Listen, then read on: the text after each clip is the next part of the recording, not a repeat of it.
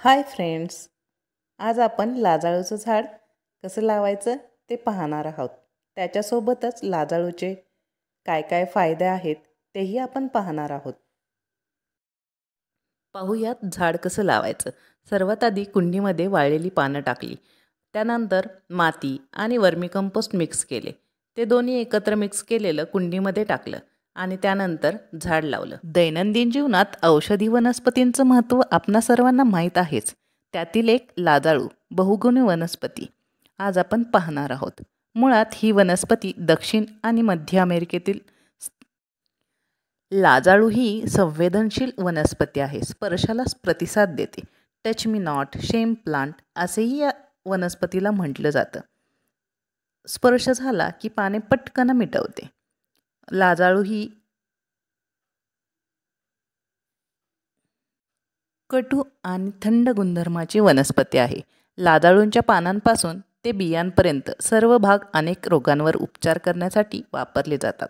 लाजाळूच्या पानांचा उपयोग नैसर्गिक उपचारामध्ये केला जातो.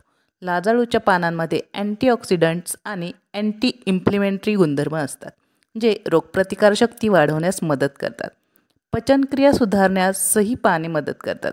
मानसिक तणाव, त्वचाविकार यामध्येही याचा उपयोग केला जातो.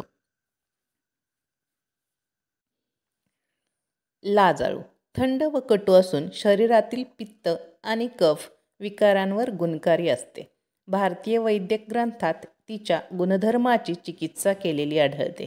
हल्ली भिन्न देशात तिचा औषधी उपयोग भिन्न प्रकारे करतात. मुळांचा काढा रक्तमिश्रित आवेत देतात. मूळव्याधीवर पानांचे चूर्ण दुधाबरोबर देतात. लाजाळूला गुरेही खातात. त्यामुळे काही देशांमध्ये या लाजाळूच्या झाडांची कुंपणेही केलेली आपल्यास पाहायला मिळतात. लाजाळूचे आयुर्वेदिक फायदे आपण पाहिलेच. आयुर्वेदिक फायद्यासोबतच लाजाळूचे आध्यात्मिक फायदेही आहेत, ते आपण पाहूयात. लाजाळूला लक्ष्मीवर्धक असेही मानले जाते, शुभ मानले जाते. त्याचबरोबर लाजाळू ही नेहमी आपल्या दारासमोर लावली जाते. व्हिडिओ आवडला असल्यास लाईक करा, सबस्क्राईब करा.